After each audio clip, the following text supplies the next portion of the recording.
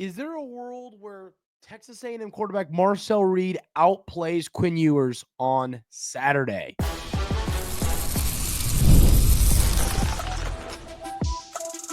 You are Locked On Aggies, your daily podcast on the Texas A&M Aggies, part of the Locked On Podcast Network, your team every day.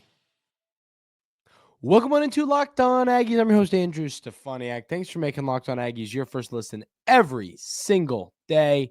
Today's episode is brought to you by our friends over at FanDuel. You can start the season with a big return on FanDuel. New customers can place a $5 bet, and you'll get started with $150 in bonus bets if you win your first $5 bet. Visit FanDuel.com to get started. On the show today, ladies and gentlemen, we're talking a little bit about whether or not the atmosphere is going to play a big role for Texas in this game. We're going to talk about the position battles that are going to be really important in this football game. But I want to start the show talking about the most important part of this football game, which will be the quarterback matchup. You know, Quinn Ewers, Marcel Reed, Lone Star Showdown, Texas A&M. It's going to be a movie.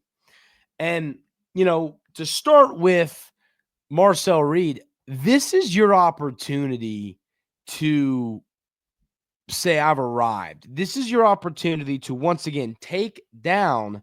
If you find a way to beat Texas, you are really cementing yourself in Texas A&M history early into your career. Sending your team to its first SEC championship game while taking down your number one rival in the entire world, that would be a really special moment for this program. It'd be a special moment for Marcel Reed.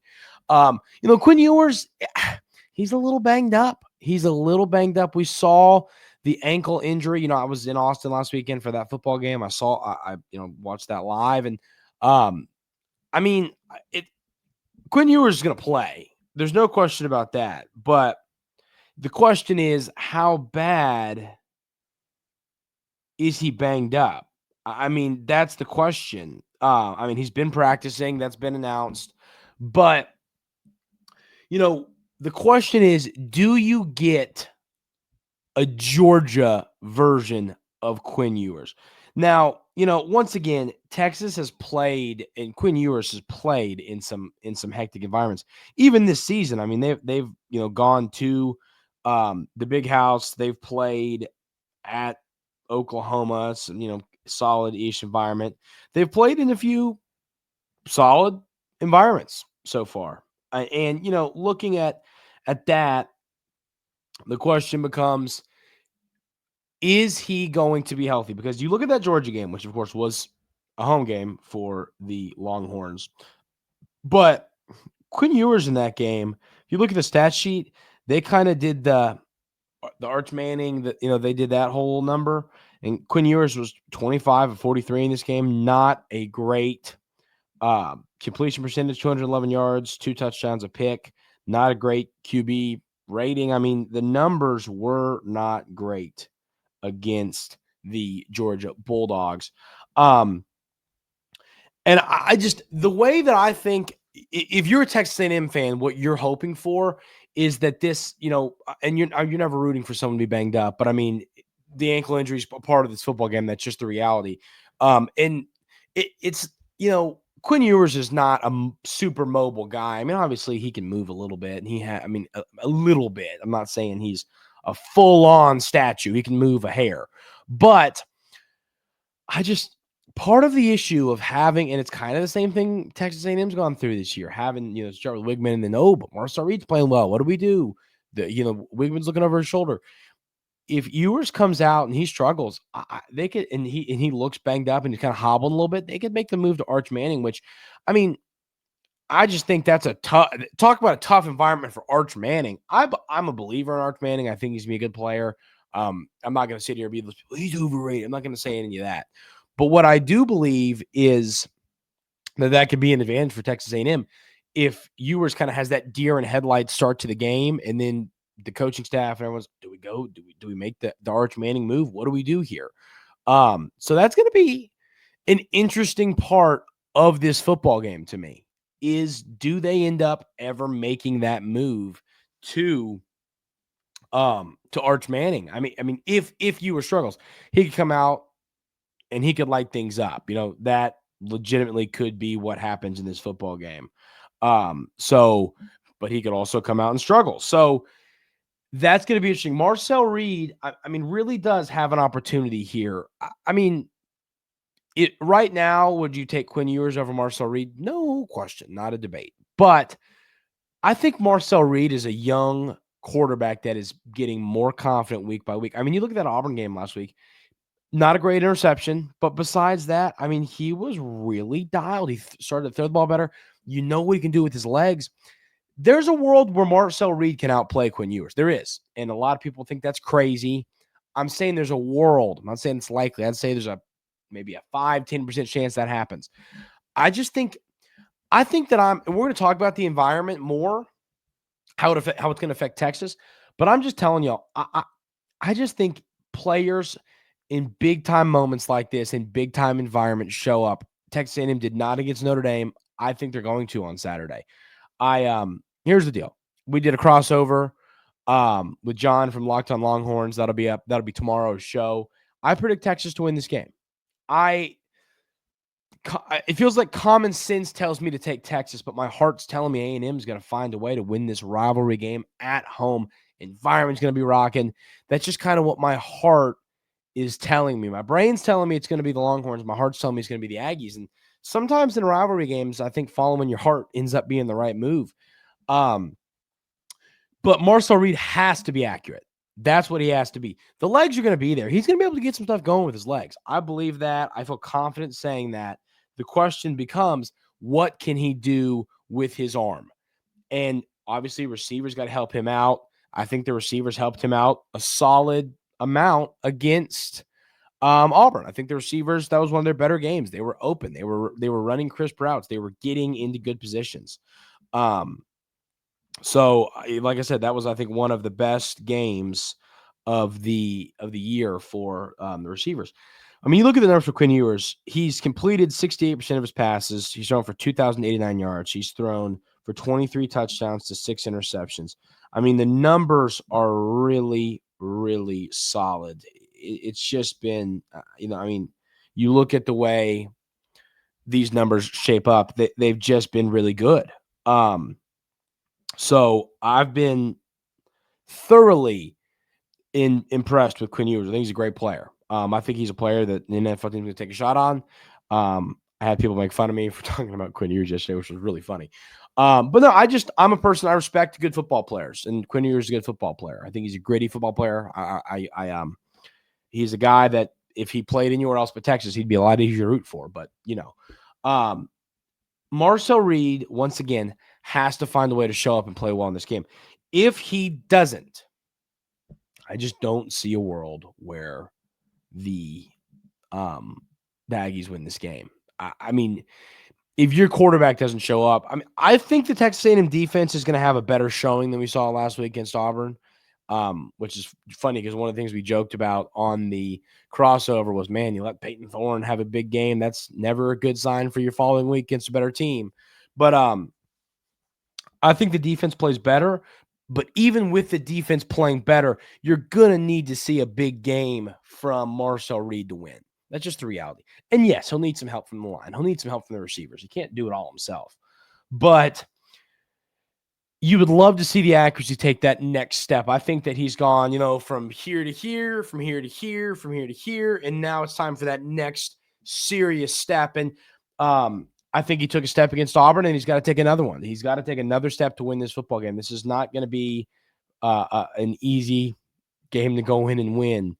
And you need your most important player on the field to go out there and show up in the biggest moment of the season. So you still got a lot on the line. We've talked about it all week. We've broken it down. You still have a ton to play for, but you need your best player to show up. I mean, you need your most important player to show up, and that in this game is Marcel Reed. He's got to be accurate. He's got to know when to use his legs. He's got to know when to bail from the pocket. He's got to have a good football game. And if he has a football game, yes, the Aggies are more than capable of taking down the Texas Longhorns at home on Saturday. We're going to talk about the most important position battles in this game, but to me, the number one most important battle here is that between the offensive line of Texas A&M and the defensive line of Texas. I'll tell you why coming up right here on Locked On Aggies. But first, I got to tell you about our friends over at FanDuel. Get ready to tackle the NFL action with FanDuel, America's #1 sportsbook. Because right now, new customers can bet $5 and get $150 in bonus bets if you win. The FanDuel Sportsbook app gives you everything you need to place live bets on the NFL all in one place. So when you get a hunch in the middle of the game, you can check out the latest stats, view live play-by-play, and so much more on the same page where you place your bets. Just visit FanDuel.com to join today. Ladies and gentlemen, we all know what tomorrow is. It's Thanksgiving. I think, and my dad will agree with me, it's the most fun day to bet on football there is. Can't wait. Huge, exciting games tomorrow. Packers, Dolphins, going to be a fun one. Really exciting day of football. Go check out FanDuel. You'll get started with $150 in bonus bets if you win your first $5 bet. That's FanDuel.com. Never waste a hunch. Make every moment more with FanDuel, an official sports betting partner of the NFL.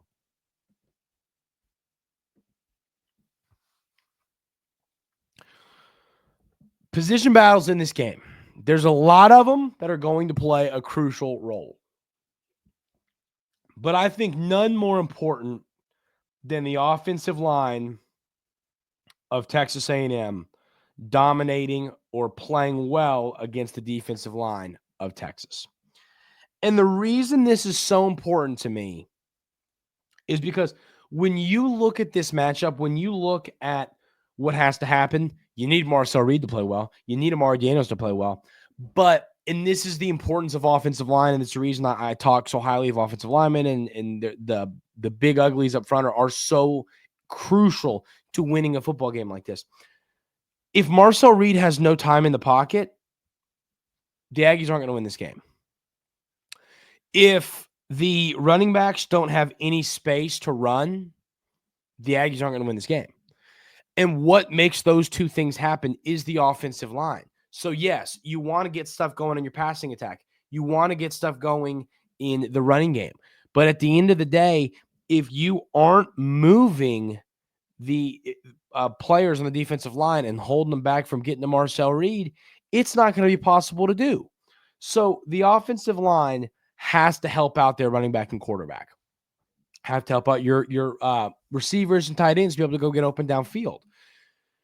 And that's the sad reality of offensive line. Once again, I played offensive line, so it's kind of, you always have that thought in your head. I'm sure a lot of y'all that played offensive line feel the same way, but it's a position where if you're bad, you get yelled at. If you're good, no one cares. I care. We here at Locked On Aggies care about offensive line play, and we always like to recognize good offensive line play. But point is, if they don't play well and the Longhorns are living in the backfield and they can't get any kind of push up front to create space for Amari Daniels and create lanes, and cutbacks and all that, it's not going to be a football game, I think, where the Aggies find a way to win. The offensive line will make or break this game. And I mean, once again, one of the common conversations we've had here at Locked On Aggies all season long has been this offensive line has risen up to the task. Heading into the season, I was so concerned about this offensive line. I did not expect this unit to be that good. I thought, and once again, as I'm talking about right now, when you have a struggling offensive line, it's hard to win football games. And I thought that's what Texas A&M had. I thought they had an offensive line that really struggles. But at the end of the day, they have a group that really has exceeded expectations. Have they been elite? I wouldn't say elite. I think they've been good. But that's what we were asking for before the season. We just need them to be good. That's all I was asking for. And they've been that. They've been good. Not elite, they've been good. And that's been enough to put you in a position right now where you still have a chance to make an SEC championship game and a college football playoff appearance. Heading into your final game of the regular season.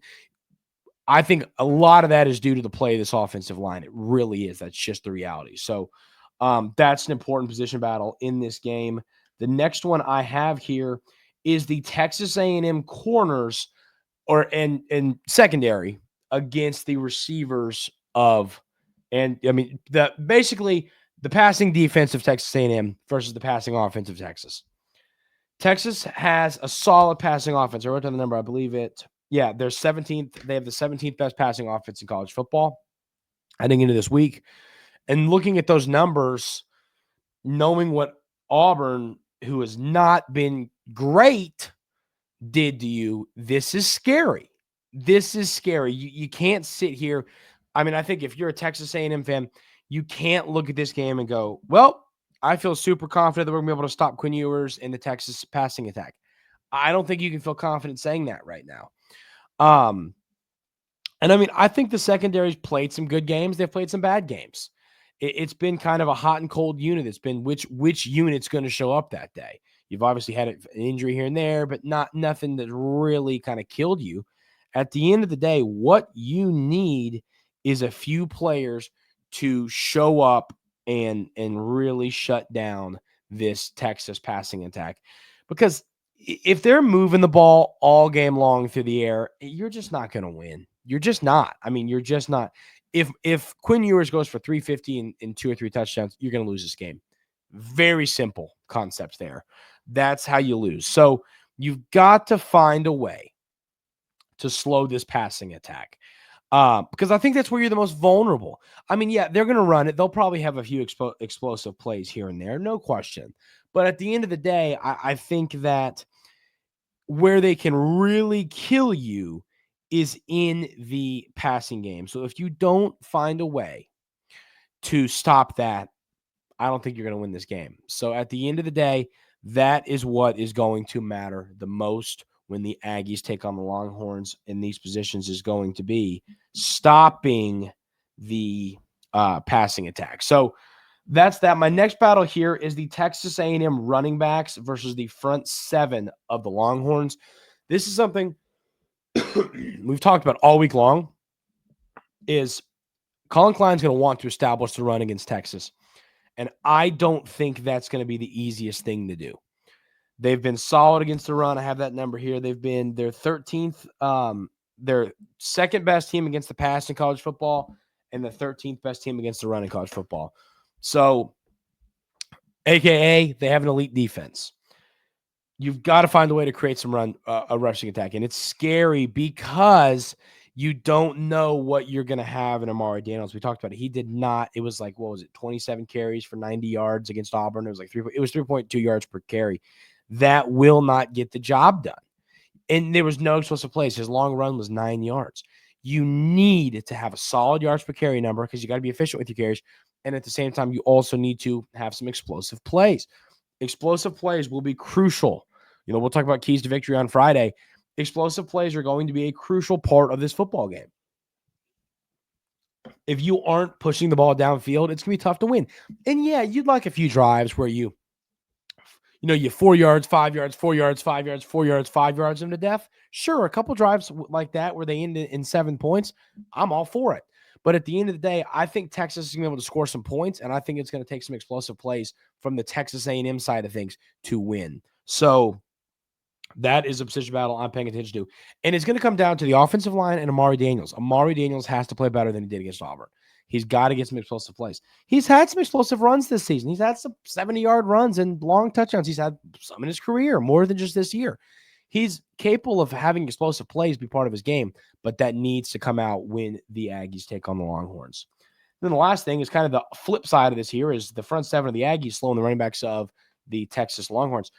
Texas was really moving people on the offensive line against Kentucky, a Kentucky team that has a solid front. I think it's up there with Texas A&M's. I mean, you got a player in Deion Walker, who's I think one of the better defensive linemen in all of college football. He's going to be a first-round pick. You've got some solid guys in that Kentucky front, and Texas was pushing them around all day long.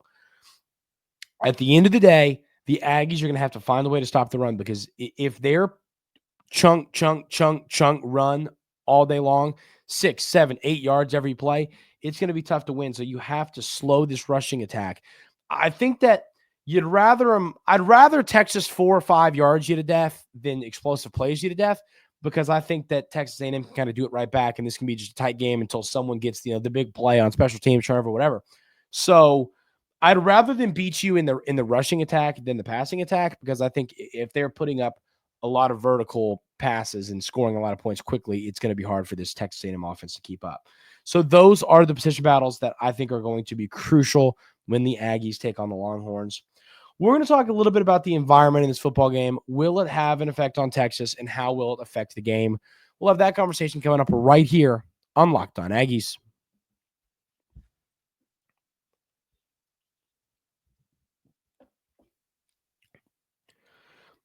Atmosphere is a big deal in college football, in college basketball, in college baseball. Atmosphere always plays a significant role in these games. And Texas A&M has one of the best home environments in all of college football. I don't think that's a debate. I really don't think it is. The atmosphere against Notre Dame, and I know that the Aggies lost that game, but the atmosphere against Notre Dame was absolutely electric. And frankly, I think they can one-up it on Saturday. So, you've got to use this. Seriously, I think that Notre Dame crowd was one of the best crowds I've seen in a while. And I think the 12th man can one up it on Saturday. I really do. How it's going to affect Texas? Like we've talked about, Quinn Ewers has played in a lot of big time environments in his career. Quinn Ewers played. He's played games in Michigan. He's played in some tough environments. Didn't they go? They went and won in Tuscaloosa last year, right? Is that right? Tell me if that's right. I can't remember now. I'm 95% sure that they went and won. Yeah, they went and won in Tuscaloosa, because they lost in Austin and then won in Tuscaloosa. Yes. Okay. I'm confirming that with myself. If I'm wrong, tell me. But he's played in tough environments. They have. He played in Michigan, played in Tuscaloosa. He's played in some tough college football environments. I don't think they match up to what he's going to see. I just don't. Michigan has a great environment. But I think Michigan has a great environment, but I'm just telling you what we're going to see on Saturday when Texas A&M takes on Texas, the revival of the Lone Star Showdown. It's going to be an absolute movie. It's going to be a spectacle. It's going to be an ESPN instant classic. I think it has that feeling about it. So, the environment's going to be tough. I think it's going to have an effect on this football game, a positive effect for Texas A&M and more of a negative effect for the Longhorns. So it'll be interesting to see how the Longhorns kind of respond to that, knowing the environment's going to be hectic and knowing it's going to be a really tough place to go and win a football game. I'm anxious to see how they respond to that. Wonder, are they taking precautions in practice? Are they doing the whole loud thing, loud music and stuff like that? Because I think we've seen teams prepare for the environment at Kyle Field, and then they get there and they go, "Uh-oh, it's really loud in here," So I'm kind of anxious to see how that works out. But I do think the environment will play a significant role in this football game when the Longhorns take on the Aggies. That's going to do it for today's episode of Locked On Aggies. Got a few important notes here. So first, like I said, tomorrow's show is going to be the crossover between me and the Locked On Longhorns. That is, it was a good show, a little crap talk back and forth. It's going to be a good one. Y'all are going to enjoy it. That will be coming to y'all tomorrow morning on Thanksgiving. I'm also getting ready to do a live show. So for those of you that catch before I go on, I'm going on noon Eastern, 11 Central, to do a crossover with the Locked On West Virginia host. I hadn't heard this, but it sounds like I guess there's some interest in Jimbo Fisher. I'm also going to post that show to my channel probably Friday evening. Just as a little something to watch this weekend while people are stressed out about the Texas game. So that's coming y'all's way too. So be ready for that. You can also tune into that live. It's happening at noon Eastern, 11 Central, like I said. So here about an hour. So tune into that live if you want to see that, but that should be interesting. Yeah. And then just seriously, Thanksgiving. I'm really thankful for y'all, all of you listeners here at Locked On Aggies. Really thankful for all of the blessings y'all have given in my life and the opportunity to do this podcast on a day-to-day basis. Really appreciate y'all from the bottom of my heart. Really do. Hope everyone has a great time with their family. Great time watching football, eating turkey, and all that. Have a great day. A lot of fun stuff coming up on the show. We will see y'all tomorrow right here on Locked On Aggies.